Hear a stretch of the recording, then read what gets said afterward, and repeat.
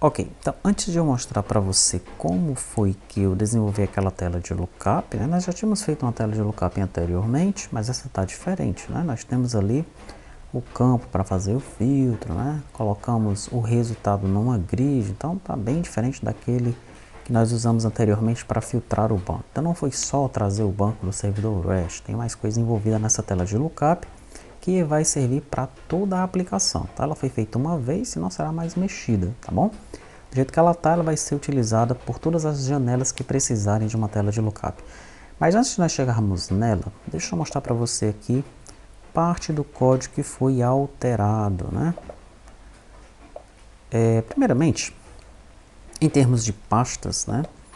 Nós temos aqui algumas pastas novas, tá? Então, em Model, eu criei a pasta cadastros, né? Então vou separar agora os meus modelos por módulos, tá bom? Para ficar mais organizado, né? Nós fizemos algo parecido nos servidores, então vamos fazer aqui no cliente também. Nós já tínhamos a pasta cadastros em view, né? Já tínhamos a pasta page, e aí nós separamos aqui cadastro, e aí cada janela da pasta cadastros, né?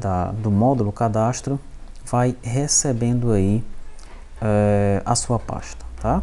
Então nós temos agora aqui dentro de model a pasta cadastros e temos dentro de view model também a pasta cadastros, tá? Bem, então fizemos essas pastinhas aí para organizar melhor as coisas. Dentro de service também temos a pasta cadastros, tá bom? Aqui em view nós tínhamos colocado o nome dessa pasta de cadastro, né? Então ela ficou no singular. Vamos alterar agora para cadastros. E isso vai ter um impacto aqui no nome dos nossos pacotes, tá? Quando nós formos executar de novo a aplicação, na verdade ele já reclamou aqui, eu vou logo arrumar. Você faz uma alteração como essa aí, você precisa arrumar os seus caminhos. Veja que em alguns casos, né, os nossos arquivos aqui eles estão ficando com vários imports, tá? O que nós podemos fazer para organizar melhor isso daqui é criar um arquivo de exportação. Nós criamos um arquivo de exportação com todos os importes dentro e importamos aquele arquivo de exportação, tá? Eu mencionei no começo do treinamento, né, quando nós estávamos começando a trabalhar com o Flutter, utilizando ainda o framework anterior, que eu ia mostrar como fazer isso. Vai chegar o momento que eu vou mostrar como fazer isso, para nós diminuirmos a quantidade de importes aqui, tá? É algo parecido com o que nós fizemos no servidor do PHP. Então quem está fazendo o treinamento no PHP já sabe mais ou menos do que eu estou falando. No entanto, eu vou mostrar para vocês também como é, tá? Então pronto, olha. Já arrumei aqui as rotas em mais nenhum lugar. Então uma das coisas que nós alteramos foi isso, né? Colocamos aí as pastinhas dentro de model, de service e de view já tinha, né? Model, service e view model, isso, aqui. E precisei alterar aqui, foi no serviço. Nós viemos aqui no serviço, cadastros, no serviço do banco, né? O banco agência nós não vimos ainda, eu deixei para o serviço do banco primeiramente. No serviço do banco, no método put, que é o método de alteração, eu estou agora mandando um ID. Eu já tinha alterado isso no servidor, mas não tinha alterado no cliente ainda, tá? Então agora o que é que eu faço? Eu recebo o banco aqui, ó, no alterar, tá? Daí eu pego o ID do banco, guardo nessa variável e mando esse ID aqui na minha URL. Algo parecido já é feito no excluir, né? Só que no excluir eu já recebo o ID aqui, ó, e mando na URL. E algo parecido também é feito no consultar objeto. Consultar objeto. Mas também eu recebo o ID e mando o ID na URL, tá? Como no alterar eu recebo um objeto, então para ficar mais fácil de ler, né, em termos do colega desenvolvedor que está lendo esse código, eu guardei o ID do objeto aqui numa variável local e utilizo essa variável na minha URL, tá bom? Então essa foi mais uma alteração que nós precisamos fazer e aí todos os outros services seguem esse mesmo padrão agora, tá? Sempre no alterar nós mandamos o objeto para o servidor, né? Nós colocamos o objeto no cabeçalho, né? No corpo da requisição, na verdade, no body, tá?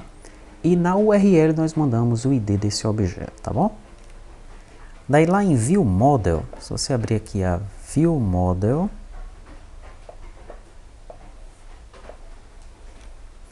vamos abrir, por exemplo, o banco View Model. Você lembra que nós tínhamos uma lista de campos e colunas aqui, que é utilizado na janela de filtro, né? Só que agora eu tenho uma janela de filtro e tenho uma janela de lookup. E eu também preciso dessa listinha aqui de campos e preciso da listinha de colunas, tá? Muito bem. Bom, achei por bem tirar essa lista daqui, da View Model, e colocar diretamente no Model, tá? Então aqui em banco agora, olha, Model Banco, nós temos de forma estática a lista de campos que nós temos na tabela, tá? E a lista de colunas. Essas colunas podem aparecer numa grid, pode aparecer no combo box, tá bom? E aí o array aqui, ele sempre ele tem que ser equivalente, né? Se eu quiser saber, por exemplo, qual é o campo referente a nome, que está aqui na posição 012, eu busco o campo 012 e acho o nome dele aqui, ó, tá? Mesma coisa fizemos para a agência, né? Então lá na agência, depois do nosso construtor, nós temos a lista de campos, de colunas e de campos, né? Então na posição 2, na posição 1, né, contando como se fosse um array, posição 0, posição 1, eu tenho a coluna ID banco, tá? E qual é o campo referente a ID banco lá na tabela, no banco de dados? É esse daqui, ó, ID underline banco, tá bom? Então, essa foi uma alteração que nós fizemos em termos de View Model, né? Tiramos essa lista das colunas e dos campos da View Model e colocamos de forma estática dentro do modelo. E por que de forma estática? Para não precisar instanciar, isso aqui é estático mesmo, não vai alterar nunca, tá? Então, basta eu chamar banco, né? Eu chamo a classe banco.campos, aí eu tenho acesso a esse array. Chama a classe banco.colunas, daí eu tenho acesso a esse array aqui, tá bom? Ficou mais fácil de utilizar dessa forma, tá? Saiu de View Model, foi para dentro da Model. Bom, por conta dessa alteração, né, a nossa lista page precisou de uma alteração também, tá? Então, se você vier em View, Banco, Lista Page, dentro da lista page, você sabe que nós chamamos o filtro, né? Vai chegar um momento aqui que nós vamos chamar o filtro.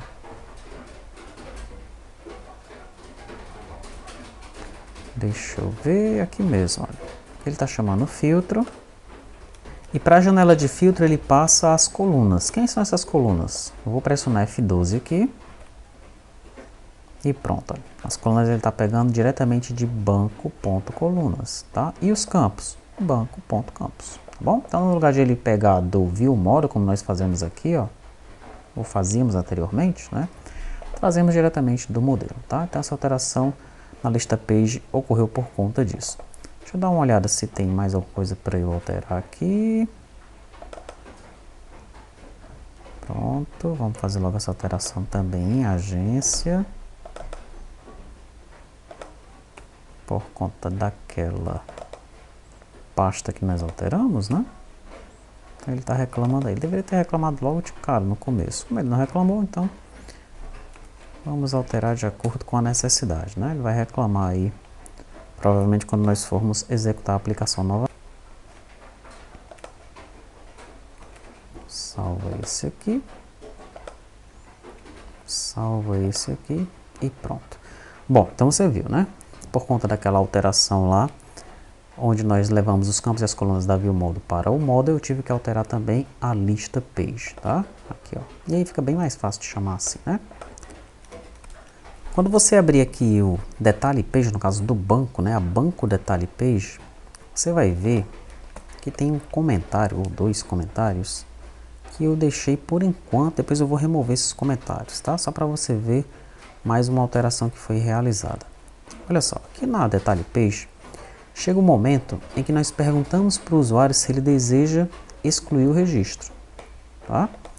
Daí ele faz uma série de verificações aqui, né? E tem todo esse código aqui, que é o código daquela janelinha que pergunta se o usuário quer excluir o registro, tá bom? Então, é todo esse código aqui, ó. Esse código meio que é igual para todas as janelas.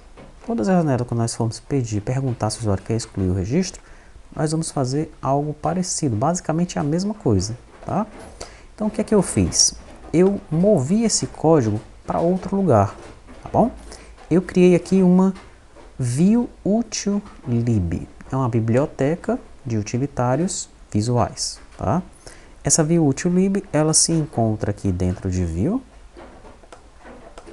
na View principal, em Shared, tá? Então dentro de View nós temos Shared, compartilhado, temos algumas coisinhas que nós compartilhamos aqui entre as views, e dentre elas agora nós temos a ViewUtilLib, tá bom?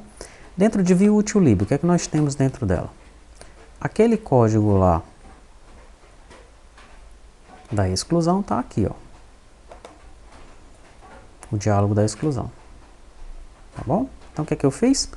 Eu só copiei o código daqui e colei aqui. Tá bom? Daí o que é que ele precisa receber? Ele precisa receber o contexto e precisa receber uma função. Que função é essa? É a função do onPressed aqui, ó.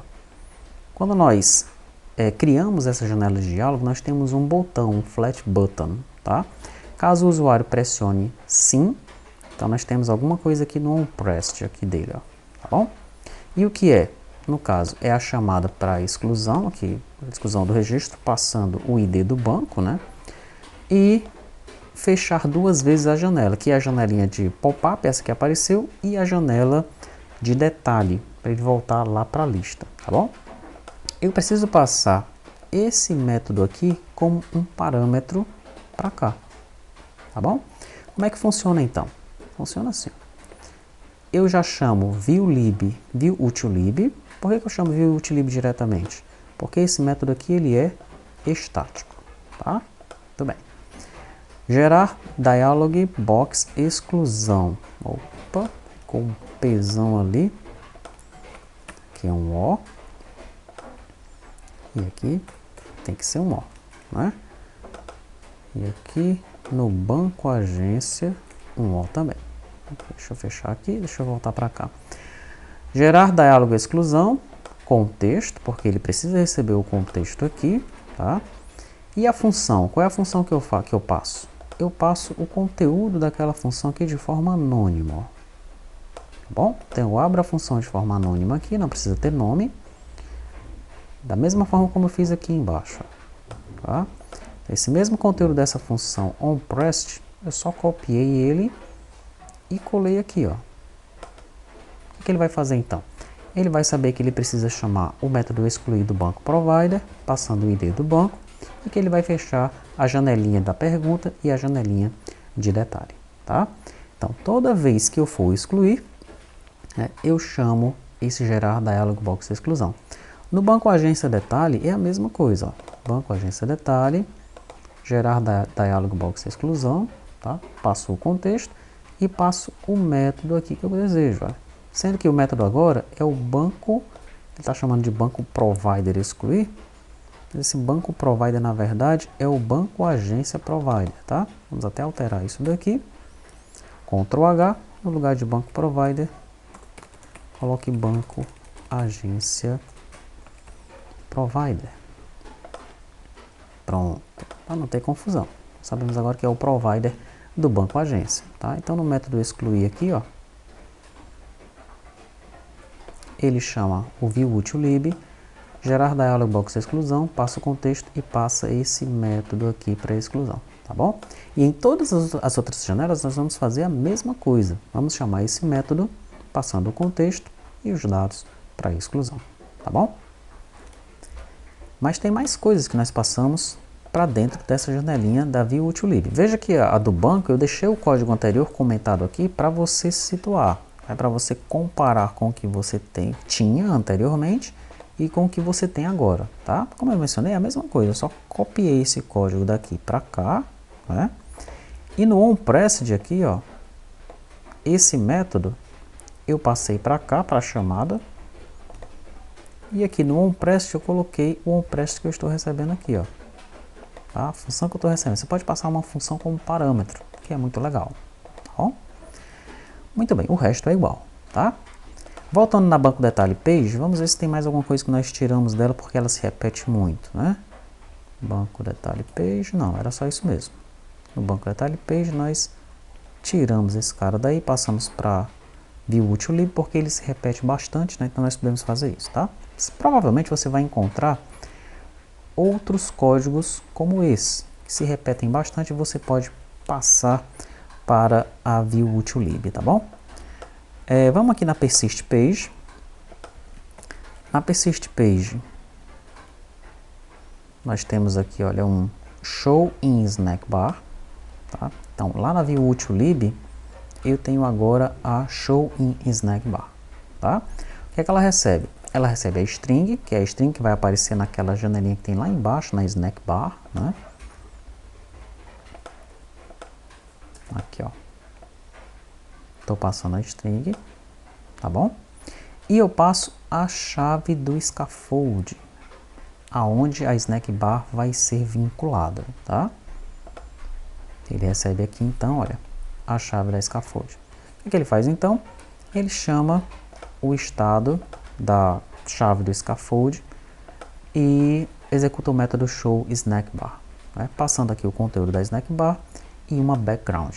Essa background, inclusive, você pode também passar como parâmetro, né? Eu coloquei ela padrão aqui como vermelho, então sempre vai aparecer uma snack bar vermelha, tá? Mas dependendo da janela de onde você está chamando isso daí, você poderia também passar a cor aqui como parâmetro, tá? E de repente mostrar uma snack bar verde, uma snack bar azul, uma snack bar vermelha, vermelha para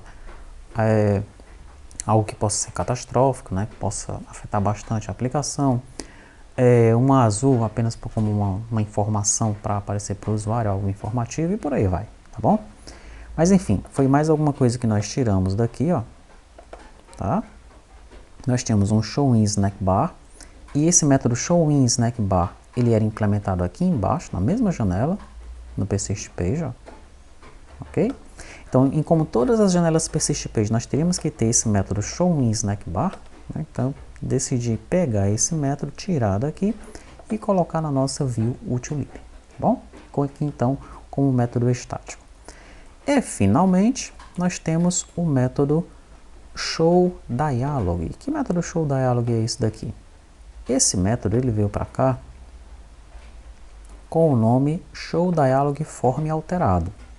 Onde é que ele era usado então? Ele era usado dentro da Persist Page também, ó. Dentro da Persist Page,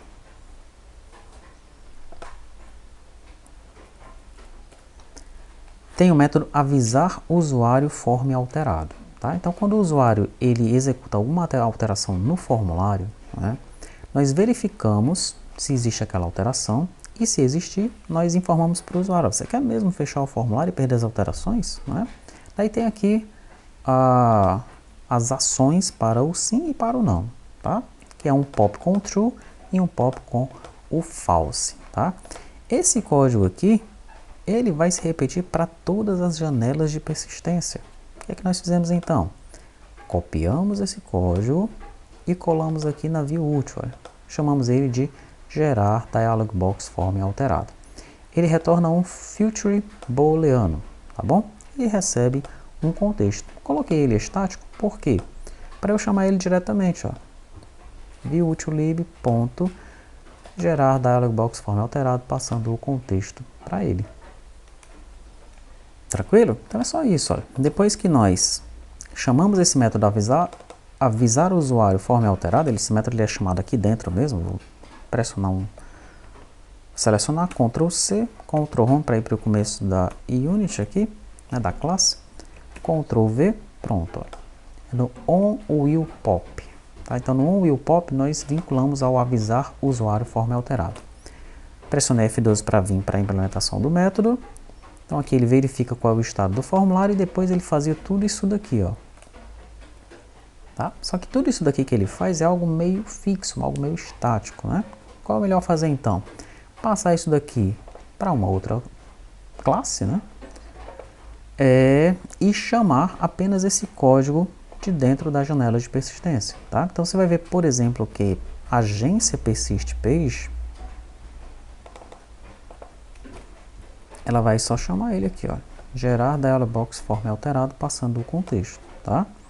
Todo esse outro código aqui que deveria existir, ele agora está armazenado dentro da view util_lib, tá bom? Então nós temos 3 métodos na view util_lib. É esse, né, para avisar o usuário que o form foi alterado. Esse daqui para mostrar a snack bar e a janela de diálogo da exclusão, né, perguntar se o usuário quer mesmo excluir aquele registro ou não, tá? Por conta disso, nós diminuímos aí o código das nossas janelas de detalhe e de persistência, tá? Como eu mencionei, no caso do banco, esse código permanece comentado pelo menos por enquanto, tá? Depois, em versões posteriores, nós vamos tirar esse código comentado daqui, pois nós já sabemos que ele foi movido para a classe viewUtil_lib, tá? E por fim, aqui na classe de persistência, né, na página de persistência, aqui no banco persist page, nós tínhamos uma verificação para saber se nós alterávamos ou inseríamos um objeto, tá? Nós chamamos o alterar, caso nós chamávamos anteriormente o alterar, caso o título da janela fosse editando, e chamávamos inserir caso não fosse, era o else, né? Só que aí nós ficávamos dependendo do título da janela, tá? O que eu fiz agora? Eu criei uma operação. Que operação é essa? Aqui em cima, na janela de persistência, né, em todas as janelas de persistência, nós vamos ter isso daí, nós temos agora uma operação, ó, tá? Operação. Essa operação pode ser A ou I, tá? Quando eu chamar o banco persist page do banco detalhe,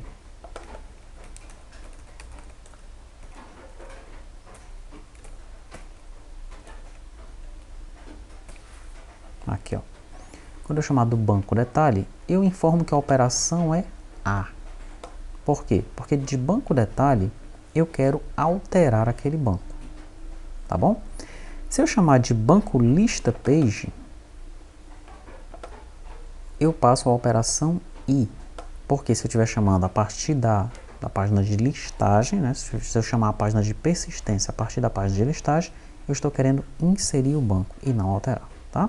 Então foi mais uma alteração que nós fizemos aqui na persist page, né? No lugar então de nós verificarmos se estamos com o título, né? A verificação aqui era a seguinte: widget.title igual a banco editando. Era algo assim, tá? Então não fica legal dessa forma. Não vamos utilizar o título para fazer essa verificação. Temos agora uma operação, tá? E a operação é essa daí, A para alterar, I para inserir. Tem outras formas de fazer isso aí? Tem, com certeza tem outras maneiras de fazer isso, né? Outras maneiras que alguns desenvolvedores vão dizer, essa é mais elegante fazer dessa forma. Mas enfim, resolve desse jeito, fica fácil de entender e de manter, tá? Foi então mais uma alteração que nós fizemos aqui no código. E é isso, com essas alterações então, né, com isso em mente, nós podemos agora partir para as explicações do banco agência. O que é que foi feito, né, para que esse banco agência pudesse funcionar.